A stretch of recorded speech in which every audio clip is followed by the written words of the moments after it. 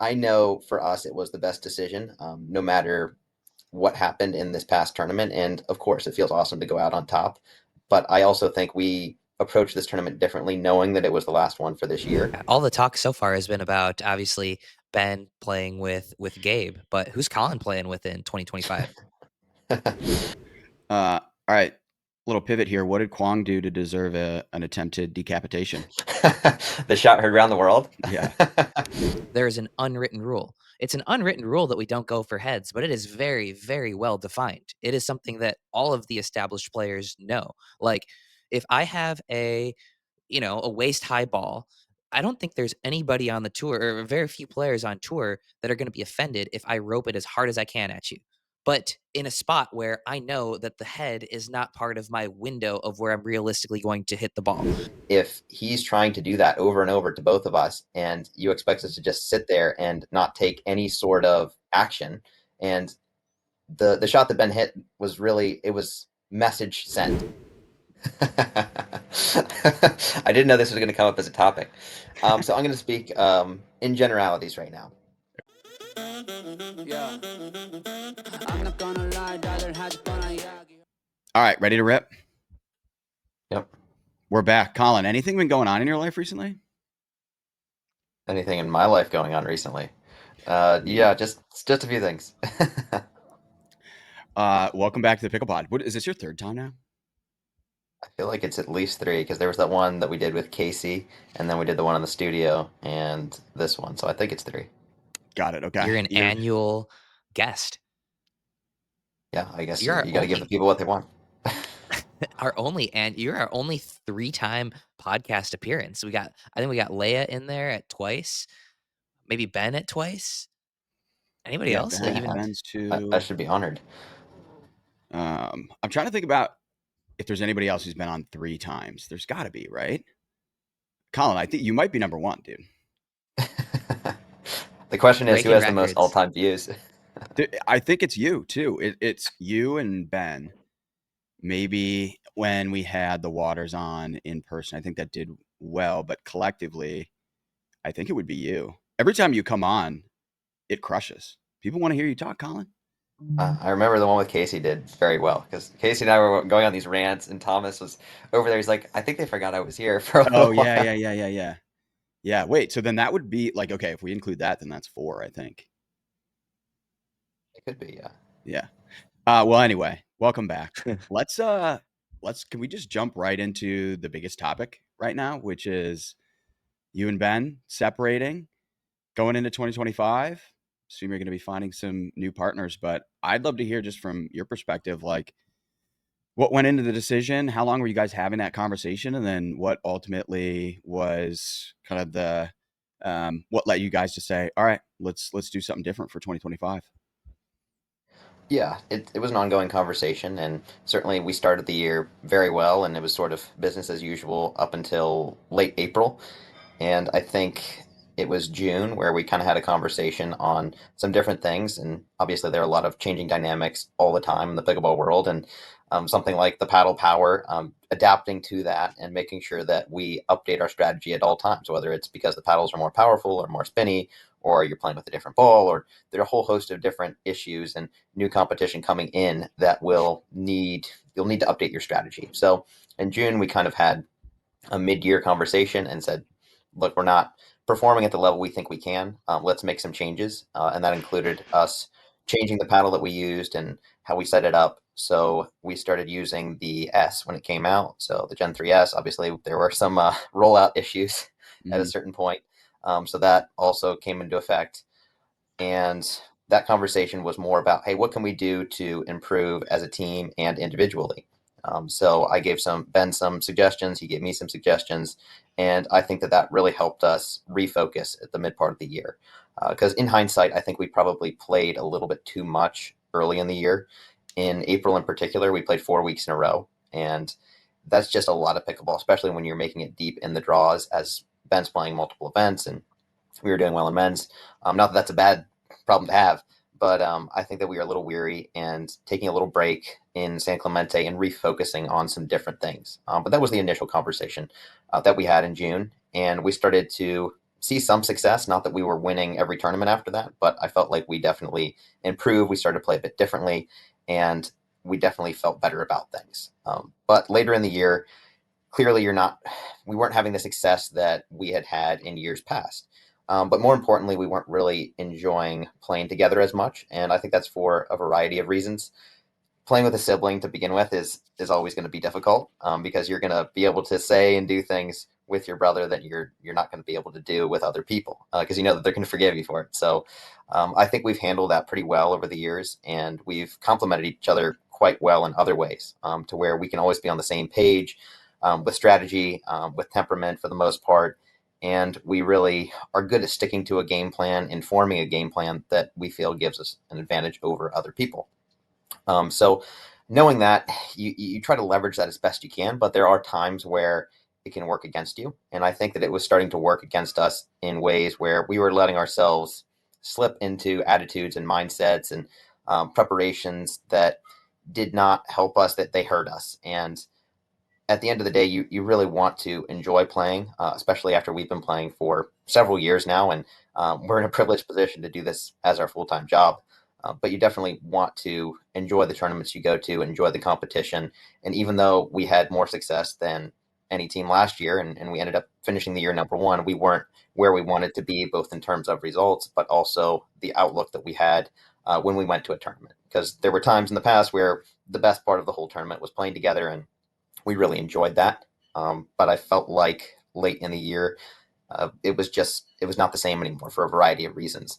And building our games individually is something that we probably haven't done enough of, and I feel like I'm probably more guilty of that because I've had this niche for a long time of I only practice the right side. I only play the right side. I'm the complement to Ben, and that's where I've stayed because, for obvious reasons, we've had a lot of success with that. But it's also left some deficiencies in my game, that I openly acknowledge. That I think this year we're probably more exposed for a variety of reasons. So part of the genesis of splitting up is to, number one, make us enjoy playing again, but number two, really expand our own skill sets, because I think it's going to be the same for Ben in certain ways, to where he's just so comfortable playing with me and knowing that I'm going to give him court in these situations, or I'm going to be there to block a ball in certain situations, and the opposite for me, where I'm used to Ben covering the left side of my body in certain situations. So there's a whole host of things that I think that we both can improve from by playing with other people. And I think you've seen a little bit of that when Ben's played with other people in MLP.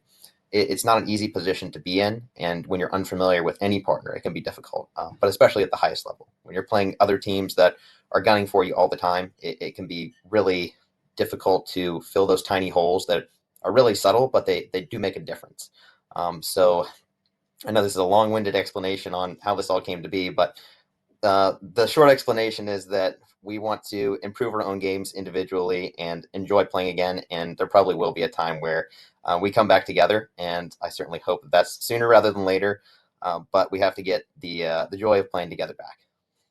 Yeah. Yeah, definitely. Well, appreciate that answer. That answered a bunch of our different questions, and the thing that Wrap the that comes pod. up for wrap the pot, We exactly. got it. No, the thing that comes up for me is it did seem like somewhere during the year, you guys are always stoic and you guys are always like, it doesn't seem like there's hardly any on court communication between the two of you. And that's been whether you've been winning, whether you've been losing, that's just been seemingly a staple of the Johns Bros dating back to when you guys first started playing together. And what was that, like 2021?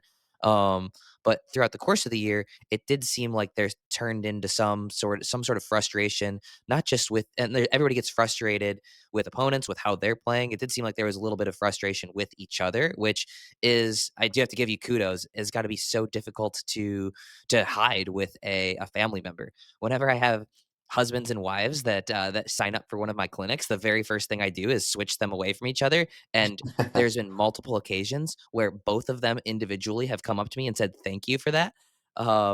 Just because like you have that level of comfort, so you'll you'll mesh better with your brother or a significant other. But at the same time, like when things start to go wrong, you're not going to hide the way that you feel. Like most people are, you know, aren't gonna like call out a dumb shot or whatever. But like obviously you guys are having those conversations. So I'm curious, do you feel like the level of play from your perspective started to go down because you were, or not even go down, but like other people started having more success against you because of your frustrations with each other? Or do you think the frustrations with each other came as a result of, as you mentioned, not necessarily adjusting to paddles, ball, and play style as well as you both individually could have this year? Yeah, to answer your question, I think it's a little bit of both. Of course, the more frustrated you appear as a team to other teams, I feel like that gives them more hope. And at the height of our dominance, I think probably 2023, where we only lost 4 matches, it felt like every time we stepped on the court, the other team was already giving us a lead because they believed they had to play perfect. And at some point in this past year, I feel like it was the opposite. And you see this in a lot of sports where somebody starts to lose or one particular opponent starts to beat them, and it gives the rest of the field the idea that now it's open season on that team. And I think that because we allowed certain things to frustrate us, whether it was our partnership or other things, it opened the door more to other teams that clearly had been working hard and improving.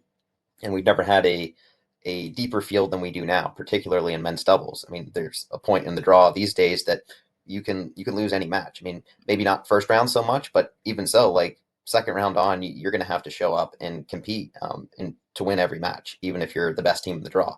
So anytime you have that depth of competition, I think that's also going to wear on you mentally. And us having a target on our back all the time, every match we play, was already hard enough. And now you're playing 4, potentially 5 matches in a tournament where you have to bring that focus, bring that competitive fire, and stay patient with each other. And I think that does wear on you, especially in a short period of time.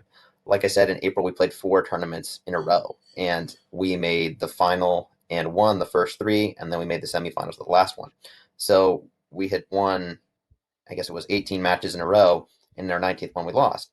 And I think that sustaining that level of focus and patience and all those other things is definitely something we shouldn't hang our head about. But later in the year, I think that we hit that mental fatigue point, which allowed more teams to feel like they were in the match. And of course, it's going to make you play worse. Anytime you're frustrated with yourself or your partner or anything, I think it really takes your focus away from where it needs to be, which is executing as well as you possibly can on every point. Dude, I completely get it. People ask me all the time, like, how come I switch around partners so much? I generally feel happiest and most engaged in pickleball when I have like 4 or 5 regular partners. I don't think I've done a full year with somebody since Althoff back in 2021 or 2022 or whatever that is, and it takes a mental toll. Other teams know exactly what to do against you. They start to find your weaknesses, your flaws, whatever, and exploit that. And then just the energy of playing with somebody new is it's exciting, right? So I completely get that. Yeah, and you've seen that in MLP where you're always switching around partners, and it can be pretty fun. It can be frustrating at the same time because you're so used to playing with somebody else. You're like, oh, I know they would have had that one, or they would have covered me there. But at the same time, it's exciting, it's new, it's fun. And that's not to say I had wished that for the past several years. I think it was also our greatest strength because we always knew where we were going to be and what the strategy was, and then we were going to stick to it. So it's give and take. And I feel like maybe this past year it's been more take than give, or vice versa, depending on how you look at it. And yeah, it's been a great run, but all good things come to an end. Yeah, well, you ended it on a high note immediately. Obviously, the question becomes, did they make the right decision to split? Did you see those comments, and like, what would be your response to that? I don't really honestly read very much of social media. That's like the quickest way to feel really bad about yourself. So I don't really look at the comments people write, but I know for us it was the best decision, no matter what happened in this past tournament. And of course, it feels awesome to go out on top. But I also think we approached this tournament differently, knowing that it was the last one for this year. So maybe had we not agreed to split, this wouldn't have happened. It's impossible to know. But I know that we made the right decision because I think we're both more excited and happy to play with other people this year for the reasons that I've already described. And I think it'll be good for our individual games. From a mental health perspective, is what we needed to do. And Dave Fleming called it separation of church and state. I think that separating your relationship with your brother and your on court pickleball relationship is a good thing for us at this point in our careers. That doesn't mean that we wish each other to do poorly. We both want each other to do well with other partners, and certainly we'll see a lot of each other. But yeah, no second guessing it.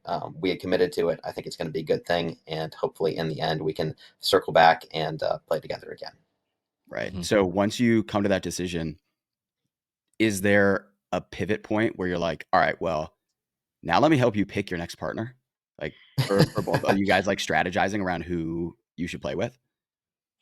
I think that we both sort of know our own individual games and temperaments well enough to know who we would play well with, but certainly we could bounce ideas off each other. And I'm sure as we start to play with other partners and we have certain deficiencies or things that could be filled better, we might go to each other and say, hey, what do you think I should do with X partner to play better with them? And it could be as simple as something like bringing more energy than what we're used to. I mean, we're both pretty even keeled for the most part. We're not going to give you a lot on the court, so we complement each other pretty well like that. But then there are other people that play really well when they have energy. So somebody like Jame, he just doesn't play as well if he's playing with a subdued partner. I think he plays great with somebody like Tyson. They're both all excited and they get hot, and now suddenly they can reel off 7 8 points. And you have to know how to complement your partner, not just in how you play, the style you play, but what sort of personality you bring to the court. Because to me, I've always approached it as how can I be the best possible partner in order for us to be the strongest team unit? And in my case, I knew that I had the best partner in the draw all the time. And we want Ben to play as much as possible. And I don't care if he hits every shot in the match. If we are winning that way, then I'm willing to do that. And I don't know if everyone approaches it that way, but I feel like as a right side player, at least in years past, that has been an attribute to me. And I want to continue to do that. And it's just going to be different in how I need to do that for different partners.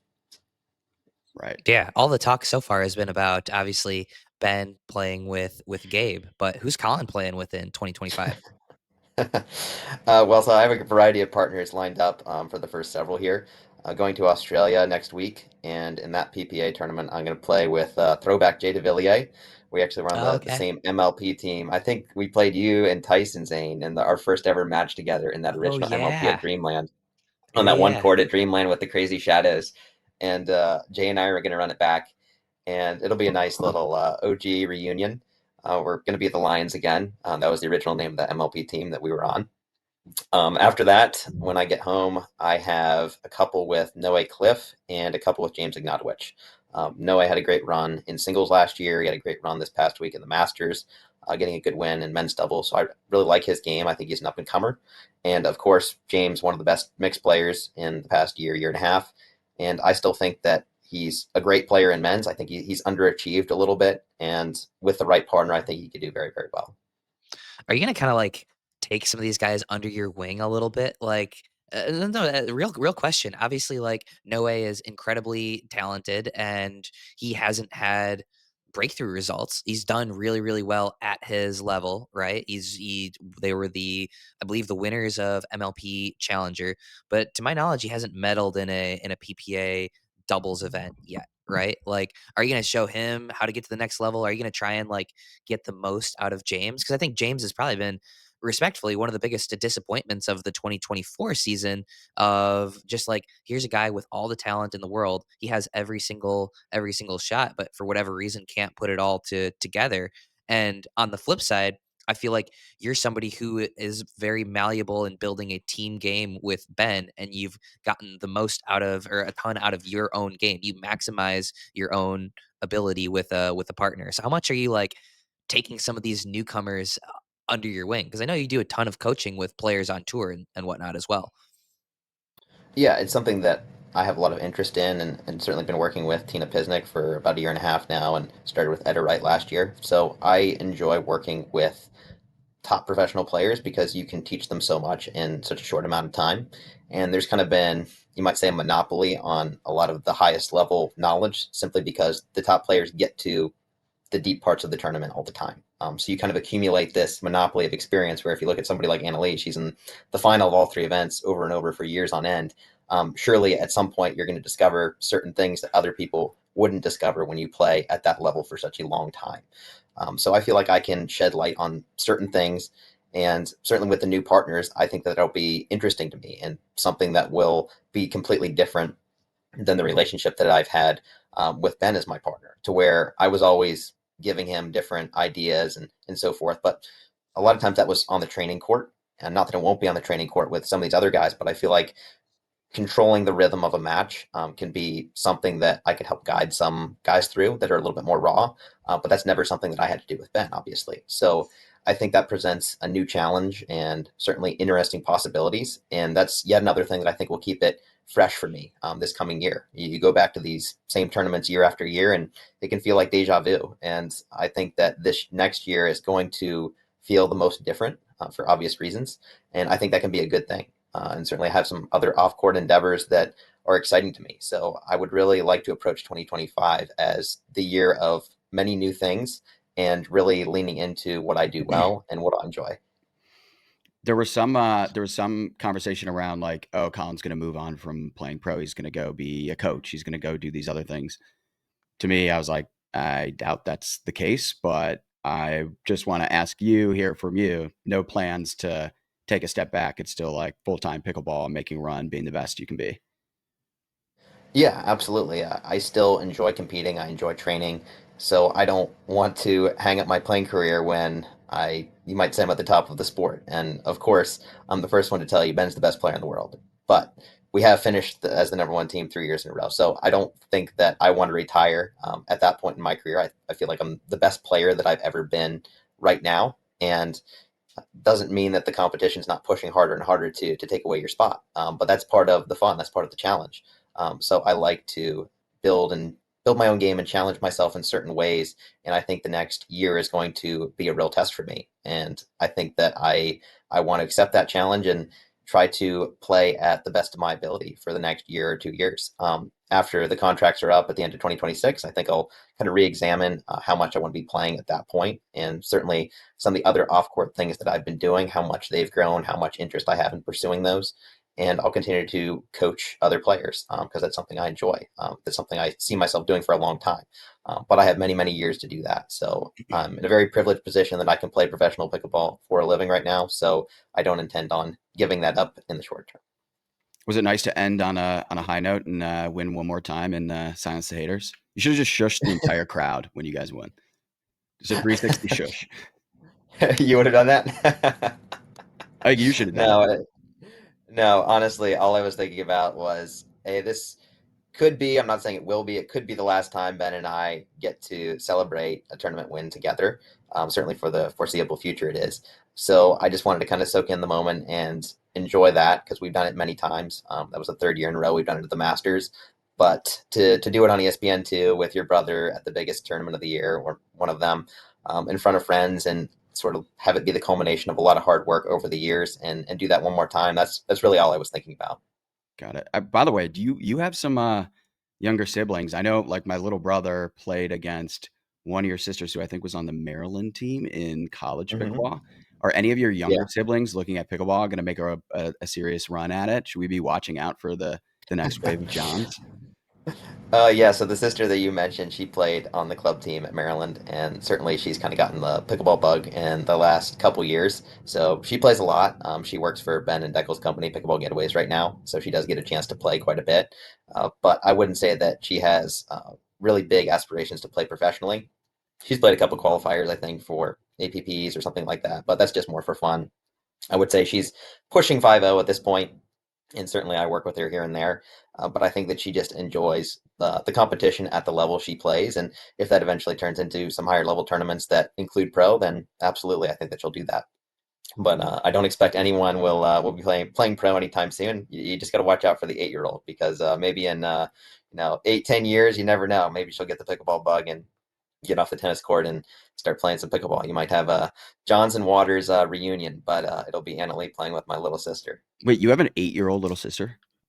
We do. Oh, okay. All right. She Yeah. play, she plays So a couple hours of tennis a day, so she's in training, but not in pickleball training. But it could translate pretty well at a certain point. you don't just Get her sit her playing some down. ping pong too. Cross training, that's right. Yeah, just make Mhm. her play all the racket sports. She picks up all the little nuanced skills that you can adapt and move into pickleball. Play a little squash, little padel, little Yeah, she has racquetball. a she has a couple good Little of coaches at her everything. disposal. So Collin, what's the real early analysis on Ben and Gabe? Were there other names that were being thrown around during this decision making process? And like, yeah, what do you think is the strategy, or what sense do you have of why that decision was made, and how involved were you in that decision as well? Like, is this something that you and Ben are talking about? Like, hey, I think Gabe would work great for your game, or I think you should play with X, Y, or Z player. Give us a little context on that if you don't mind. Yeah, I we didn't have that conversation in terms of, hey, who do you think I would play well with? But I do know how Ben likes to approach this more generally. So if you think back to when he played with Matt Wright, at that point he selected Matt in part because he was very good, but also because he wanted to take out the other person in the field that he struggled against. So Matt matched up in a certain way against Ben that at times could bother him. So in the past year and a half, Gabe has developed a game that tends to bother Ben. And there are certain people that match up well against certain players. And if you take the other best player against yourself out of the draw by making him your partner, that benefits you in a certain way. Now, that's not to say that he doesn't also want to play with Gabe, because Gabe has a skill set that is very good and very suited to playing with Ben. It's going to be a very different skill set than the one that I bring to the table. Gabe approaches the game differently in terms of how much he likes to attack, how much court he takes, and so forth. So that could work very, very well, or there could be some growing pains. So I would imagine teams are going to test that middle ball quite a bit, and I also think they're probably going to play Ben's corner quite a bit, similar to what they've done against me and Ben, because Ben's best attack is his backhand out of the air. But if you can keep it on the ground to his corner, his two-hander off the bounce, certainly there's a threat there, but it's maybe not the threat that it is on with some other players. And I feel like Gabe's offense from the right side with Ben's cleanup in the middle could be quite bothersome to a lot of teams. Not that people won't try that as well, but I think that most teams will probably approach it, play to Ben's corner, play some middle ball, see if you can get them to run into each other. And there's always going to be some growing pains no matter who you play with and no matter how good they are. I think that they'll very quickly figure out how they can play well together. And certainly there's a lot of very dangerous offense all over the court. But you're also playing against teams that are looking to exploit any sort of weakness any way they can. So that would be my initial analysis on the Gabe and Ben partnership. But that's not to say he's only going to be playing with Gabe, because this next tournament that he's playing, with the cancellation of California, of course, is Tucson, and he's playing with Hayden in that one. So that's yet another aggressive right side player that has a slightly different skill set than Gabe, that I think will probably result in a similar strategy from some of the other teams. So I'm very curious to see how that all integrates, and it could be an overwhelming success from the start, or like I said, there could be some growing pains. So I'm interested to see, as everyone else is, and I think that the skill sets will lend themselves to Ben conserving energy, which I think was another part of the decision on playing with some of these players, because Ben realizes if I'm going to compete in all three events, singles specifically, it's very taxing on the body. And if you have a partner that can take more court on a day where maybe you're struggling a little bit physically, my skill set did not lend itself very well to do that, because for a long time we didn't do that. It wasn't necessary.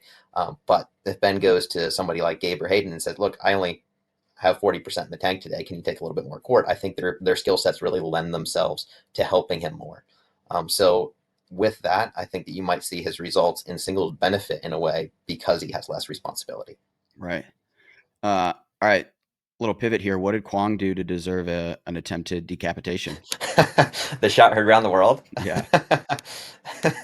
Well, you could tell from my reaction, I was not privy to that was about to happen. So, um, yeah, I guess a little word on that is, I don't know how many people also saw the shot that Travis took on me in the previous round, where he bagged me Did pretty not. high, and Ben also went for a peg on Travis after that. The one on Quang, obviously everyone saw that one, but it really stems down to this. There's an unwritten rule in professional pickleball that maybe not everyone is aware of. Pegging is part of the game, and I am totally fine with pegging, but the etiquette is you keep it shoulders and below. And if you go higher than that, it's considered headhunting, and you really put a player at risk, and also it's generally just not a very smart play to do. I mean, getting your head out of the way is generally a lot easier than your body. So certain players follow that unwritten rule, and other ones especially the newer ones, don't seem to really follow that very much. And especially with the very powerful paddles that are coming along, it can get almost disrespectful in a way that you're going against what we've all sort of agreed upon, that we're not going to do that. And it's sort of like having nuclear weapons. It's we have these paddles and you can go after each other with them. Sure, you can, What but an you have to analogy. remember the other person has nuclear weapons too. And that's the point that I think Ben was trying to make. Look, we're not saying you can't do it. You can, but just know that you are risking some form of retaliation. Like if you're going to try to bag us high over and over and headhunt, then we're going to do it too. But if you don't do it and you play the game the right way, we're probably not going to do it. And in my opinion, we can have a gentleman's agreement to some extent where pegging is cool, but headhunting is not. And if we keep it in that realm, I think the game is better off.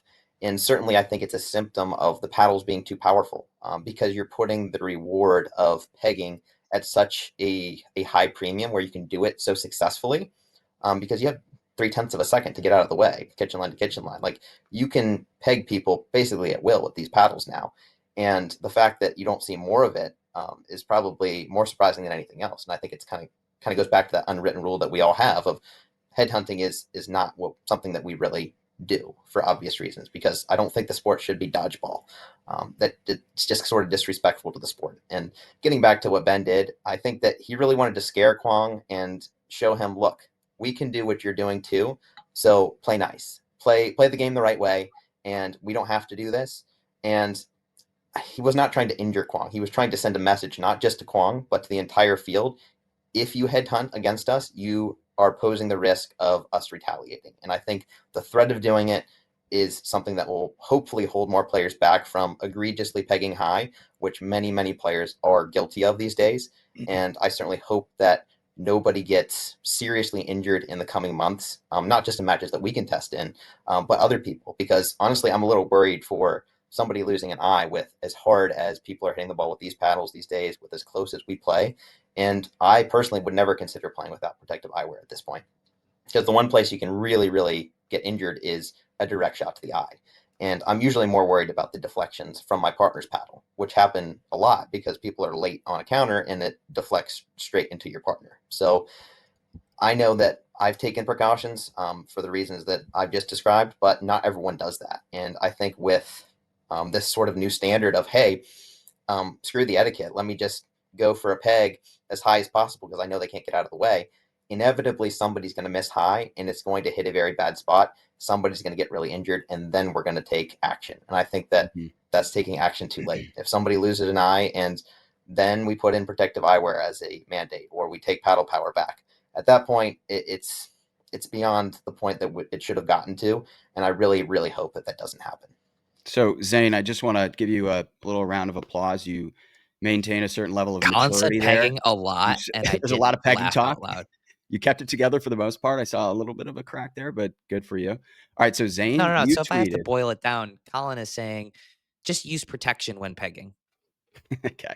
All right. Okay, no, no. All seriousness, Wait, Zane, I wanna it's I an wanna unwritten.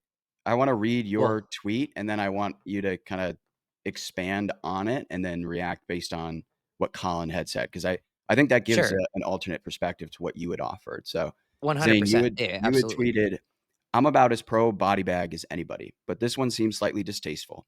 Hit it at the person as hard as you want, so long as it's not at the head. In fairness to Ben, Quang ducked and the ball grazed the net, which made the height look worse." So, given Colin's explanation there, you still feel like you would tweet the same thing? Would you adjust it at all? Does that change your perspective?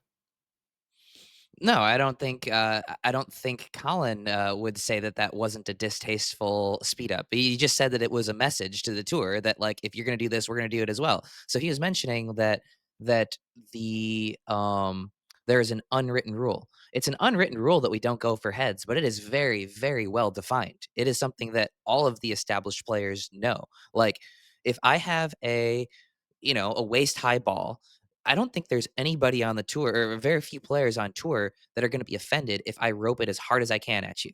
but in a spot where I know that the head is not part of my window of where I'm realistically going to hit the ball. The lower you speed the ball up from, the more likely it is that the head is going to be part of the window. I think Ben sped that ball up too low to realistically be able to avoid Quang's head. So I do think it was a distasteful speed up, but now with the message, like, yeah, if you're doing it or other people are doing it, so can I. I think that I don't disrespect that message, but if we're just evaluating the one speed up on at face value, I would say, yeah, that was a shit shot. Yeah, and I think you brought up something important, and I just want to be clear. Like, I have nothing against what you're saying in terms of the pegging. Pegging is fair game. It's a big part of the game, and I think it opens up interesting possibilities where a lot of times you'll fake bagging somebody in order to open up their feet. And you just have a higher percentage shot when you're doing that if you're aiming for the body or the torso. And I'm never going to complain about that. Sure, if you get hit with the ball, you might be frustrated that you didn't see that coming. But at the pro level, I mean, we're there to win, and if that is included in the winning formula, then you should do it. But like you said, all the top players know that aiming for somebody's head is off the table. And I feel like some of the newer players like Kwong don't abide by that. They literally just try to blister it as high and as hard as possible, particularly on counters. So you have to look at the other person's lead up behavior as well.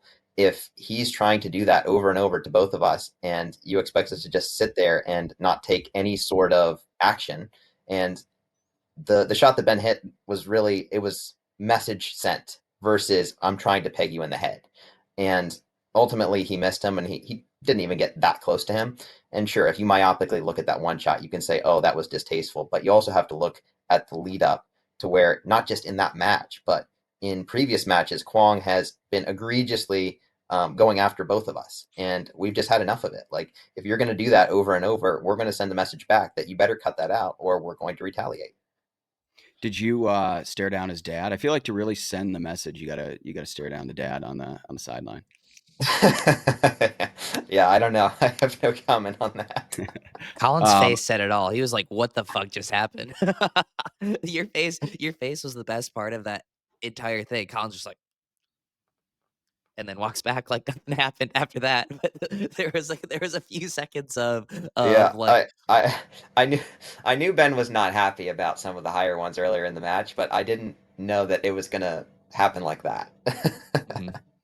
I thought it was Yeah. surprising that Zane, when you did that poll, 61% of people said part of the game, Yeah, 39% for sure. I had thought some I thought class. Ben was gonna get I thought Ben was gonna get much more hammered by the pickleball tweet or voters. So basically, Colin, I asked my followers if Ben's speed up was part of the game or have some class, basically. And this is before I gave any sort of opinion as well. 61% said they thought it was part of the game. 39% said have some class.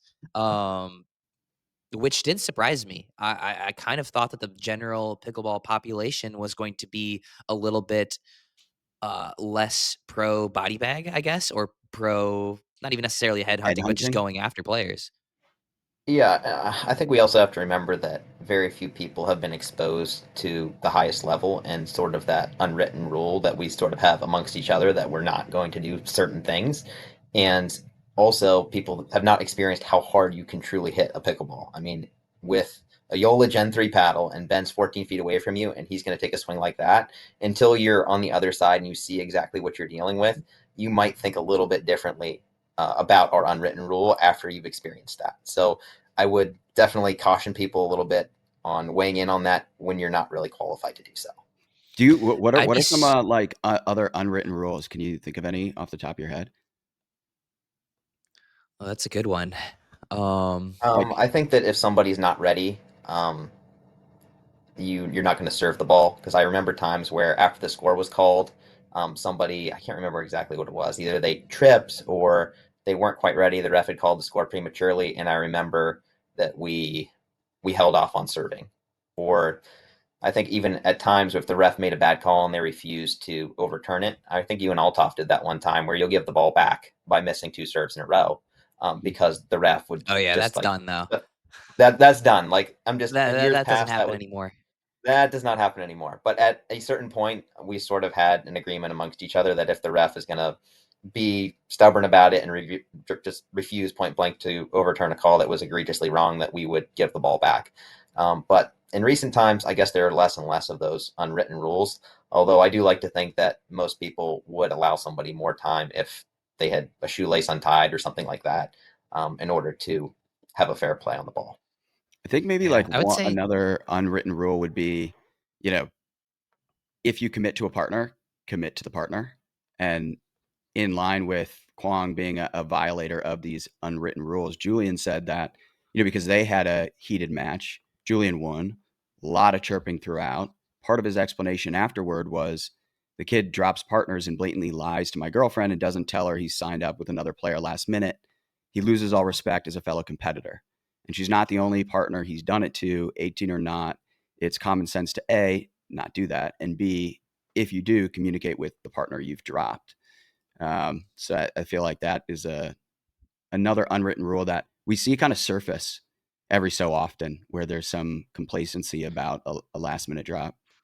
Yeah, I would tend to agree with that. And I remember, well, we all remember what happened at Nationals a couple years back, where a top player became available and somebody else dropped their partner to play with that top player. And there was a consensus in the locker room that that was not okay. That was not cool. You understood why they did it.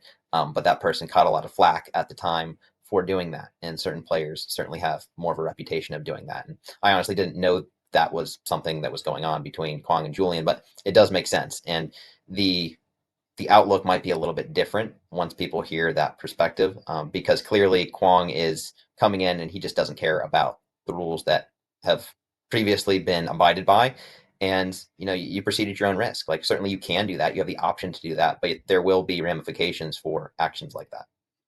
Yeah, Kwang has been like he's been relatively he's like been on a bridge burning mission over the yeah, last 2 weeks or so. yeah. The whole like Selkirk debacle. Just, I mean, if maybe he thought like, oh, I'm in another country, I can just play with whatever paddle I want. But like, you're under contract with Selkirk, and you go play with Proton. Um, And then, I mean, there's a whole another rabbit hole we could go down, right? Oh, let's But go down it. well, That then, wasn't the real problem. I think they would have ignored it if he didn't on stream switch out to a proton paddle in the middle of a match. oh, it was on stream. Yeah, so he was, like, messing around with paddles over in Vietnam around Christmas, and some of that was on social media. But, yeah, he was playing mixed doubles, the other day and switched over to a proton paddle and then was served with that cease and desist from Hmm. Selkirk, which is a reasonable response from them, of course. But also, I think that Kwong and any player using a Selkirk has seriously reasonable right to be absolutely livid with the way that Selkirk is handling this UPAA deal. We had Colin, for your context, we had John Q on the podcast just a couple of days ago, and that episode hasn't aired yet. But before this tournament, Selkirk had tons of paddles that were approved by UPAA, and they decided to only allow their players to play with the 008 paddle. I don't know when that decision was made, but it was somewhat recent. And so if I'm a Selkirk player, I'm I'm livid. I might be in Kwong's camp, to have to switch paddles without much notice of getting used to that paddle. Do you Yeah, do you yeah, that's understand like that's what that's tough. why? That is tough. Do you understand why they like? I don't really understand the reasoning behind that. It Uh, was unclear to me, but I will have Same. I will tell a funny story about what happened at Masters when I first found out about this. I was just walking around the grounds and I saw James just kind of walking around and he was kind of just like gazing out into space, and that can be typical of James, but Yeah. in this case he was very agitated, and I said to James, like, James, what's going on? What's the matter? And he told me about the Selkirk paddle situation. He's like, yeah, I had to switch paddles, and this paddle's not what I'm used to, and this and that. And I just found it funny that I heard it from James, and his sort of attitude towards it, as I'm sure a lot of the players were very frustrated, because you're used to a certain paddle and you weigh it a certain way, and you're going into one of the biggest tournaments of the year, and now suddenly you're playing with a paddle that you're not used to. Hmm. So in just like one more thing about Kwang, because I have just a question for you guys, what your perspective is on this. But in addition to those unwritten rules, right, which he seems to be willing to break. He's also like very vocal on the court, right? Like even in that clip when Ben, tried to bag him, he's grunting like overtly, and he does pretty consistently. I know some players do that more than others, But it seems like there's just these like nuanced behaviors where it feels like maybe he just doesn't get it. And he's almost like running the risk of becoming a player that most view as just annoying or, not willing to abide by the accepted standard amongst pros. Yeah, I actually think this is very familiar behavior because you deal with it all the time in junior tennis and just even his relationship with his dad. And you have Right. to keep in mind his age, but I don't think that can fully excuse the behavior. And I think it does come down to the parent to some extent. I think Annalise is a great example. I mean, here and there, she does have some slip ups, as I would expect any teenager to have. But for the most part, she represents the sport in a very professional manner. And I think that goes back to the parenting that the parents do. And I think in Kwong's case, he is willing to do certain things, like you mentioned, like we previously mentioned, the grunting. He's been known to hook people on calls, so cheating is definitely something that's not off the table for him. There are clearly calls in the past that have gotten overturned that were pretty clearly in that he called out. So that's yet Oh yeah, another they're thing called that Quang calls now. are they? I didn't even know that. Yeah. We had a different name for them before. But you can see that he is doing a lot of the antics, shall we say, of a junior tennis player. And again, you are able to do those, but they're going to have ramifications. And you can become somewhat of an outcast in the pickleball world because it's a pretty small world. And if you're willing to do these things like drop partners and cheat people on calls, especially on big points, you're just not going to win very many friends. And I would encourage anyone who sort of views that a behavior is okay, you are enabling something that I think is not reflecting very well on the sport. And I really hope that we don't have to deal with that in years to come. And I think that the PPA has done a good job cracking down on some of the behavior that's taken place in the past. The fines are tightening up. The referees are clamping down on certain on-court behavior. And if we're going to be considered a professional sport, I think that we really need to leave those sort of antics off to the side or at least penalize them when they take place. Mhm. Yeah, he's not making any friends, but I think from a wins and losses standpoint, he is probably playing the game optimally, right? I mean, dropping a partner for somebody better, you're likely going to win more matches. Calling the ball out when it's in, there's still no repercussions for that, right? Head hunting has seemed to work relatively well for him. Like he's playing the game to I think his holy grail is a win. Is sort of a win at all cost, as opposed to like a I'm going to try my absolute best within the written and unwritten rules of the sport that we have. Yeah, I mean, there are certain people that don't have the same set of ethics, shall we say, and I can speak for myself and how I was raised. It's not acceptable to cheat somebody and just obviously cheat somebody in order to win a match or give yourself a better chance to win a match. So something like that, I just disagree with completely. Among other things that are probably a little bit more gray area. Okay, so Donald was talking about how he found Proton. It fit his game, and he hasn't looked back since. I also play with Proton. Other pros are Andre Deescu, Megan Dazan, and I think the question is like, have you actually tried one of these things yet? I think the recurring theme is if you pick up one of these and you play with it, it's going to be hard to go back to any other paddle. So I've been playing with it. I think we were just talking about it with Donald. I've been playing with it since that would have been like late June, and I've been using the same one. So these things are like super durable. They hold up. They maintain their spin, and it's just a good balance of like touch, spin, power, which is good for somebody who is very technically unsound, like myself. Um, they also just released their new Series 4 Project Roadrunner. It's made with aerospace grade carbon fiber and exposed Kevlar for sustained spin. This lightweight edgeless paddle features a hybrid core that delivers a soft touch when you want it and power when you need it. As I said, super durable, stays rough for consistent spin even after thousands of hits, which I can attest to. Get yours now and save $25 with our code the Dink exclusively at pickleballcentral.com. So that's code the Dink, all caps, one word. 25 bucks off, pickleballcentral.com. All right. Okay. So one thing I wanted to, I just want to get your take on. It seems like maybe people are coming around on the new version of the Vulcan ball, but obviously you've had your, I don't know, conflicts with the ball. How are you feeling about it now? I didn't know this was going to come up as a topic. So I'm going to speak in generalities right now. Okay. Um, Anytime you change the ball from what has been previously used, and we did use the Dura ball almost exclusively for many years past, up until last year, and there have been two different versions of the Vulcan ball. Anytime you're changing really any characteristic about the ball, that's going to have ramifications. So, as an example, when we used the Franklin ball at the US Open, those very warm conditions, the Franklin ball is generally a softer ball. That has a significant impact on gameplay dynamics. And I think you would be foolish to think that changing the ball last year would not have serious ramifications on how the game is played.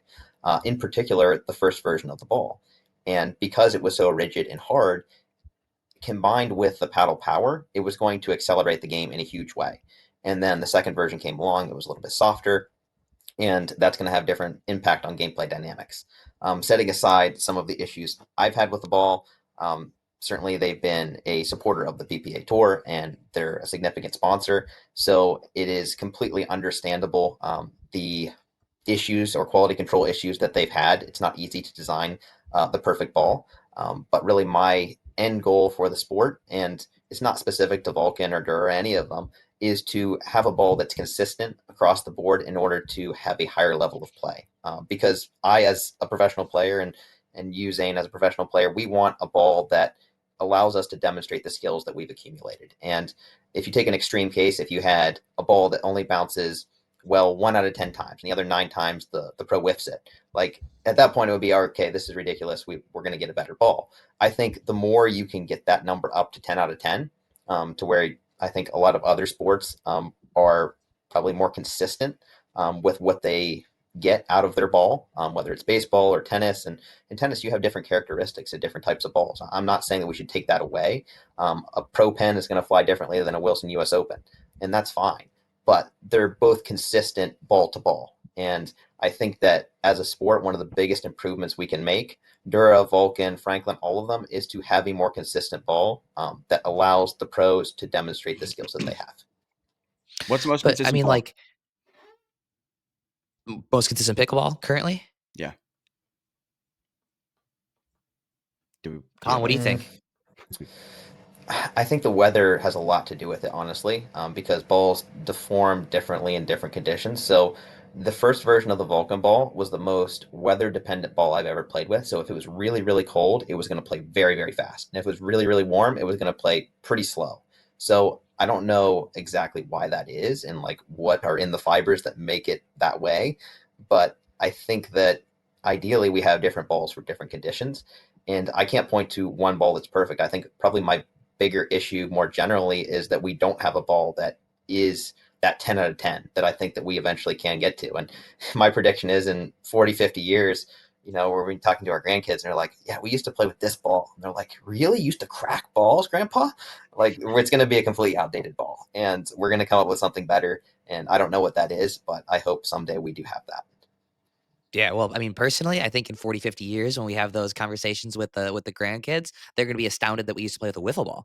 I think that the main problem we Probably, Colin, probably. we very well might be at a 9 or a 10 out of 10. The limitation might not be the plastic and the compounds. I'm sure there is improvements that can be made, but, like, I'm fairly convinced that as long as this ball has holes in it, it's not gonna be ideal because I don't know how you can really make a ball that reacts the same exact way when you hit it right next to a hole on the part of the ball that has a tighter pattern versus far away from a hole on the part of the ball where the holes are further apart. To me, and like also there are plenty of times where the ball does catch a hole when it's bouncing, and that's when you get your egregious low bounces and your egregious kicks. And so that's also happening on our paddles. I'm fairly convinced that we're not going to be able to demonstrate complete skill, complete non-ball dependent skill until we're away from a wiffle ball. Um, my That could personal very take well is that could very well be. Yeah. I feel like the initial Vulcan ball from my perspective was brutally bad, super weather dependent, as you mentioned, went out of round immediately most of the time. And I think that the bad bounces were exacerbated by the fact that we were playing in cold weather at the beginning of the year, and so a harder ball with a that's out of round is going to kick more in whatever incorrect direction it's going. And I think we do still have, some bad bounces and some inconsistencies, but I feel like it's somewhat revisionist history to say that we never had bad bounces with a Dura, or a Dura never went out of round, especially when we've implemented the quality control of starting every game with a brand new Vulcan ball, which I think was a huge, improvement. So I mean, like, to me, it does seem like the Vulcan ball currently, while it has changed the way that the game is played, I'm not going to argue that whatsoever. It seems like it's at least bouncing right for the most part, or it seems to me like bouncing right as much as a Dura used to. Well, something that I will point out is any ball in the past that has had the green dye in it seems to go out of round much more than one that is more of a natural yellow color or the yellow color. And Mm. Ben actually explained this to me as he has the material science engineering background. He's like, when they put the dye of the color into the ball, it's going to materially bind with other fibers in the ball in a way such that it is more likely to deform. And it's a very real thing. If you remember back when Dura was the official ball, we would always play with the yellow ball. And you Right. might question, well, why aren't we playing with the green one? The green is clearly more visible, but no pro in their right mind would ever want to play with the green ball because it would deform at a much higher rate than the yellow one. And it does make sense. If a company is having this out of round problem, it could very well be linked to something like the dye. And I think that using something like that artificial dye that they're using could have something to do with the problem. I'm certainly not an engineer. I'm not qualified to tell you exactly what the problem is, but I would like to point out that the past has demonstrated that green is not such a great color for that particular problem. Colin, did you play back in the day of white Duras? White Durs, I remember a few of those were lying around, yes. Those were really hard to see. They were hard to see, but I never had one of those go out of round. The white Dura from like 2015 and 2016, and maybe it was because we didn't have any paddles that were capable of any spin or power at that point, but like that ball seemed incredible. I think put under modern stresses, I'm sure it wouldn't be as great, but that white Dura from back in the day was the best ball. No Yeah, dye, I or think maybe white that dye, I could don't very know. well be maybe because there was no dye at all in the ball. Yeah. That's something that I'd like to point out as well. Do you remember when we had the delaminated paddles? I think everyone can remember when that was. I think we can all agree that the delaminated paddles hit the ball like 3 times harder than any Gen 3 gearbox, any paddle, fill in the blank that we have now. And if you remember, we played at the Dura with the Dura at that time, and I don't remember a significant issue where the delaminated paddles were deforming the ball any more than in previous years. So I don't necessarily think that this problem is about the paddle power. Certainly, it could exacerbate an issue, but I don't think that's the full explanation. Simply because we've sort of tested this for a period of months, where the delaminated paddles were really um, presenting a challenge on the balls because of how hard they were hitting it, and yet we didn't really have a significant deformity happening, at least not out of the ordinary. Now, are you saying deformity in terms of going out of round, or just in terms of softening of the ball? Because I will say a Vulcan ball at 0-0 is a way different ball from a Vulcan ball at 10-10 in that same game. When we're practicing at the lab, we use a new one for every game. That's obviously what we do at the PPA as well. But the ball goes from probably similar speed, if not slightly faster than a Dura when brand new, to considerably slower than a Dura at the end of a game. Again, somewhat condition dependent, but curious your thoughts on that. Yeah, I was speaking more to the out of round problem when I was talking about the delaminated paddles potentially deforming the ball. But yeah, what you're saying is absolutely correct. The ball plays completely differently when you play with it on the first point to when you're playing with it late in the game. And to me, it sort of hits a point where it's almost like you wear down the top film on the ball. You know how it feels like shiny when you first have Mhm. it out of the box? And then once you've hit it enough times, you start to wear down that film, so to speak. And now the ball softens up quite significantly. It's almost like there's an outer layer that once you wear down, you have a completely different ball. And if you remember when we used to play with the Dura, Mhm. nobody would want a new ball. You would always want one that's like 3/4 of the way used or halfway used. But I do remember a time where we wouldn't want to switch out a Dura ball for a whole match because we had one that wasn't out of round. It was sort of a nice middle ground in terms of how mushy it was. And we were able to play the whole match with that ball. And certainly paddles might have something to do with that. But I like to think also that that is still possible to have something a little bit closer to that standard to where we can have something that's more consistent. So, random question: have you played with a Dura ball anytime recently? This would be a good experiment. I haven't played with a Dura in over a year. Right? When's the last time you hit with a Dura? Yeah, I hit with one in Dallas for a few minutes, and it was kind of funny. It was a yellow one, and yeah, I felt a noticeable difference to what we currently play with, and I think it is an interesting experiment. Let's have somebody take out 100 brand new Dura balls, feed them into a ball machine, and then 100 new Vulcan balls and feed them into a ball machine, and video the bounces next to each other and see, all right, how fast is it coming out? How was it bouncing? I think that would be a really interesting experiment, actually. Yeah, well, we'll just we'll go ahead and send that clip to Chris Olsen. He can handle that one. I think people can volunteer for this. Let's do PPA Australia. We started to talk about this real quickly before we started recording. You're heading over there, playing with reuniting the original MLP team with Jay DeVilliers. Take us through, like, why are you playing PPA Australia over there? Yeah, I figured this year is as good as any to kind of change it up. And now that we're going international, I think it's probably good for pickleball in general to send some professionals internationally and sort of set a new standard. And I don't want to disrespect any of the pros over there. I mean, we could very well go over there and lose to some of their pros, but I think that it's cool to have some intermix of play to see what standard is out there. And it's good for the PPA tour to expand internationally as well. So I really appreciated that opportunity. And when Jay asked me to play, I was like, yeah, let's run it back from when we played together on that original MLP team. I'm going to play mixed with Alex Strong there, so I'll play both events. But the bigger thing was pickleball in general and some of the off court endeavors that I've developed over the past couple years. So John's Design and Consulting, the consulting company that Ben and I founded last year, has been taking off, and I'd like to promote that a little bit, see where they're at with facilities, potentially help some facilities get off the ground and improve the quality over there. And Racket Pro is the coaching certification that I've helped author. And I think educating international coaches in particular is going to be a big thing because they're really starting from ground zero. And I think getting them off on the right track could be really helpful with the players as they develop over there. So those are just a couple of the businesses that I'm going to be promoting while I'm over there. I'll do some teaching camps, and I have an Australian friend, Chris Harradine. He founded U.S. Pickleball Camps that I helped craft the curriculum for, and we're going to be running some camps under that banner over there. So a lot of different reasons. It wasn't just to play the PPA tournament. Clearly, I'm going to, and definitely going to look forward to that. But some of the other off-court endeavors, I think, are going to be a lot of fun. So Yeah, for I'm playing that one as well. I'm stoked for it. It's really cool that this is a real part of the 2025 PPA schedule, and I think I'm super excited. I'm playing with a couple of local players. Joey Wild, actually, I don't know if you knew him from back in Austin.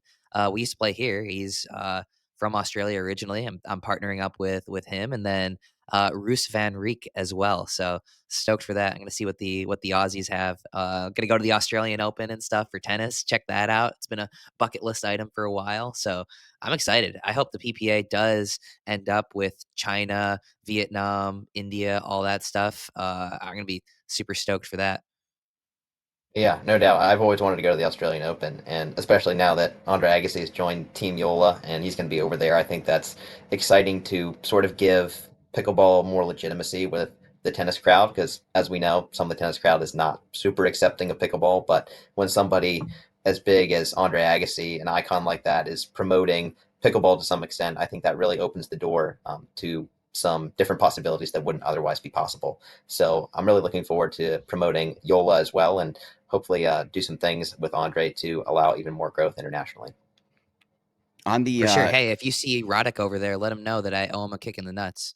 did I'm you sure. ever get anything I'm back sure from him? that Did you ever he'll be respond? looking forward to that attempt. That was so random. What was the tweet though? You were like, I feel like you were responding to something. I Well, he can't. said on his podcast that he would rather be kicked in the nuts. He was on a podcast with McEnroe, or I think it was McEnroe's podcast, maybe. And he said he'd rather be kicked in the nuts than watch a pickleball match. And so I said, on But I behalf of think the pickleball McEnroe said community, I volunteered to kick Andy Roddick in the nuts. No, no, no. It was Roddick.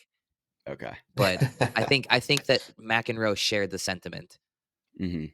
I Yeah, kick him in well, his old McEnroe nuts has too. had his McEnroe's had his beef with pickleball as well, but the fact that these guys are even talking about pickleball now is a testament to how much we've grown. So, if they're talking about us, hopefully we're relevant enough and we're still growing, and hopefully we'll get some more people to be They're accepting. scared of us. They're scared of us, Colin. That's what it is.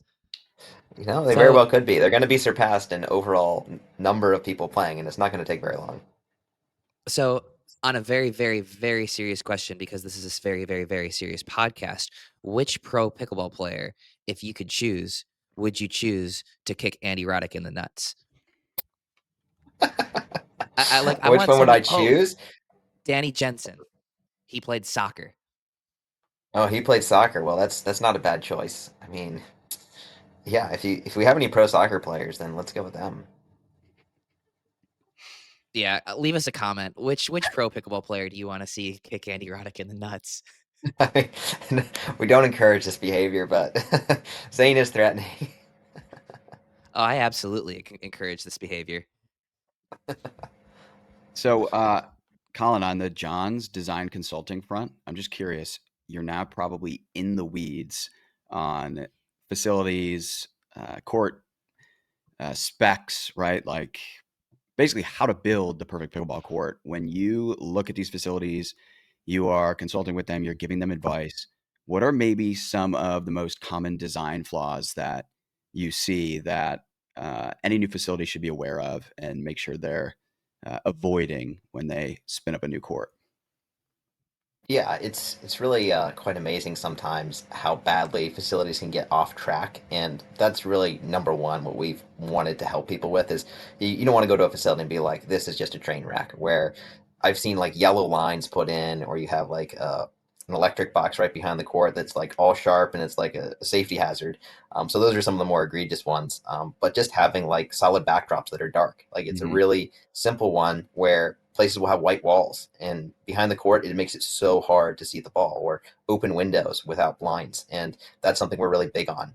We have something that we call the volleyer's eye, similar to the batter's eye, that you have in every single major league ballpark.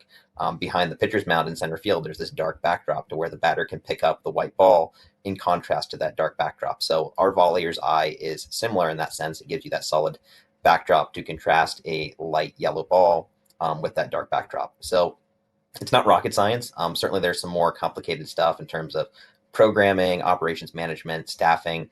We help with a lot of that, and certainly presenting a package to a lot of facilities to where, yes, maybe they could go to Pod Play and Acrotech and Yola and a lot of different ones to partner with them, but because it's all prepackaged and we have these set of partners that are readily available, you're going to get it for a cheaper rate. I think that appeals to a lot of facilities, and plus just being able to pick up the phone and call somebody with a question, even if it's something you feel like you already know, getting confirmation from somebody who's done it at many facilities is a very comforting feeling. So I think that you'll see more and more facilities really struggle in the coming years because so many people are seeing it as an opportunity.